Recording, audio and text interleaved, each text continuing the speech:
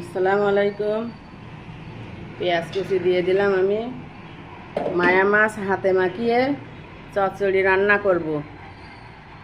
পেঁয়াজ কুচি দিয়ে দিলাম,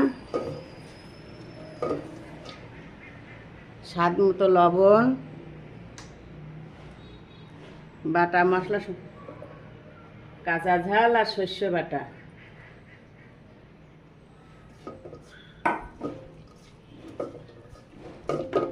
সামান্য একটু ঝালের গুঁড়া, জিরের গুঁড়া আর হলুদের গুঁড়া দিয়ে দিলাম। ভালো করে হাতে মাখিয়ে নেব। এবার আমি মাছগুলো দিয়ে দেব।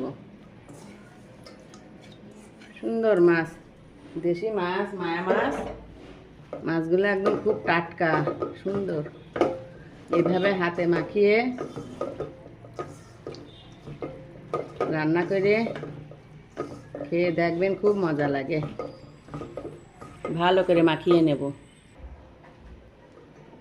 এমন করে মাখাবেন এরকম সুন্দর করে, মনে হবে অর্ধেক রান্না হয়ে গেছে। একটু তেল দিয়ে দেব।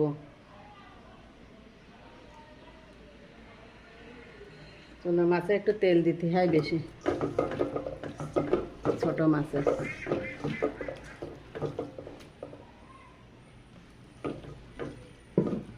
এবার আমি একটু হাত ধোয়া পানি দিয়ে দেব।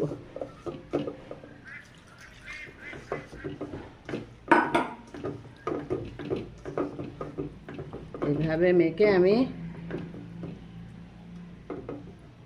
রান্না করব।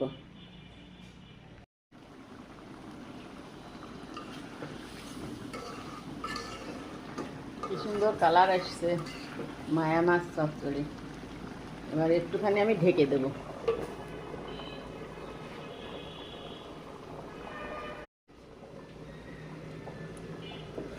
এবার আমি ঢাকনা নামিয়ে নিলাম। মায়া মাছ আমার রান্না হয়ে গেছে। রান্নাটা যদি ভালো লাগে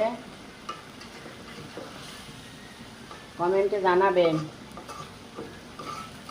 একটু লাইক, কমেন্ট, শেয়ার করে দেবেন, সাবস্ক্রাইব করবেন পরবর্তী ভিডিও দেখার জন্য। রান্না আমার শেষ। আল্লাহ হাফেজ।